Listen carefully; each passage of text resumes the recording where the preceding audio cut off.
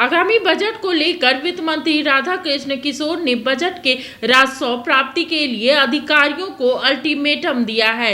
राधा कृष्ण किशोर ने कहा है कि अधिकारी राजस्व प्राप्ति में कोताही नहीं करे। विषयों के संदर्भ में आपसे बात कर पा रहा हूं। इस समीक्षा बैठक का एक उद्देश्य है और उद्देश्य बिल्कुल साफ है कि कैसे इस राज्य में अतिरिक्त राजस्व प्राप्ति के उद्देश्य को हम पूरा कर सकें। देखिए, मैं विषय के बारे में बहुत गहराई से जितनी जानकारी आपको है उतनी जानकारी हमारे पास नहीं है। फिर भी विधानसभा के अंदर, विधानसभा के बाहर का और 62% जो हुआ है अभी तक कलेक्शन 62% है। तो हम लोगों ने उनको निर्देश दिया अपने फील्ड के अधिकारियों को कि 3 महीना का समय है, पूरी ताकत झोंक दें आप कि जो टारगेट दिया है उस टारगेट तक पहुँचे। अगर उससे पीछे भी रहते तो कम से कम 95-98% टारगेट को पूरा कर लें। ये अच्छा सर, जो बॉर्डर इलाकों में पेट्रोल डीजल की रेट की वजह से रेवेन्यू लॉसेस हो रहे हैं स्टेट को, जब जो दूसरे राज्य से क्रय कर लिया जाता है वो टैक्स यहाँ नहीं आ पाता, उसको लेकर भी कोई उस पर हमारा डिपार्टमेंट काफ़ी गंभीरता से एनालिसिस कर रहा है, काम भी हमारे अधिकारी कर रहे हैं। हाँ, यदि आप थोड़ा जानना चाहें तो बताते हैं। देखिए, जो वैट की बात, ये आप अभी तक जीएसटी की बात हो रही थी, आपका जो क्वेश्चन है वो वैट से रिलेटेड है और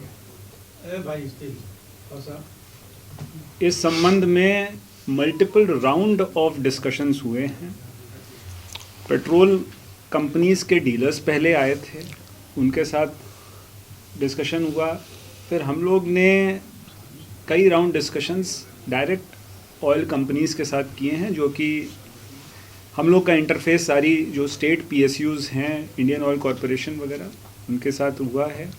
उनके साथ हम लोग ने जितने तरीके के डेटा हैं वो डेटा एनालिसिस अभी चल रही है कि वैट को इंक्रीज़ करने का या डिक्रीज़ करने का बाकी स्टेट्स में क्या है, अक्रॉस द कंट्री के स्टेट में कितना वैट है, जो बल्क कंज्यूमर्स हैं वो कितने हैं, वो कितना ऑफटेक है, रिटेल कंज्यूमर्स का कितना ऑफटेक है।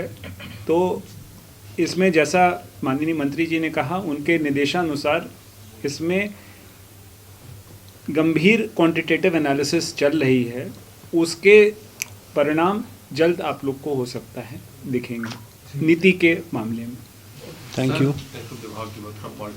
पॉलिटिकल बात बाहर में मेरी देखिए, मैं अभी सेक्टर वाइज बात नहीं करूंगा। मीटिंग में कई सारे सेक्टर्स पे बात हुई। जिन सेक्टर्स की आप बात कर रहे हैं या फिर अभी हमारे पत्रकार बंधु ने बात करी, उन सेक्टर्स पे भी बात हुई।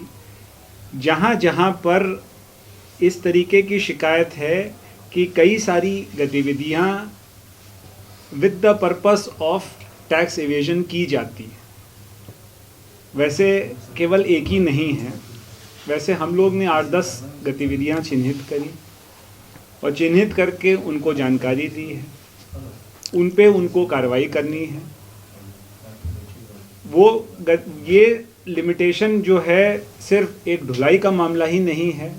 जहां पर भी कैश ट्रांजैक्शंस ज़्यादा होंगे या फिर बिलिंग में प्रॉब्लम होगी, वहां पर ऑटोमेटिकली जीएसटी एवेजन जो है इशू आ जाता है।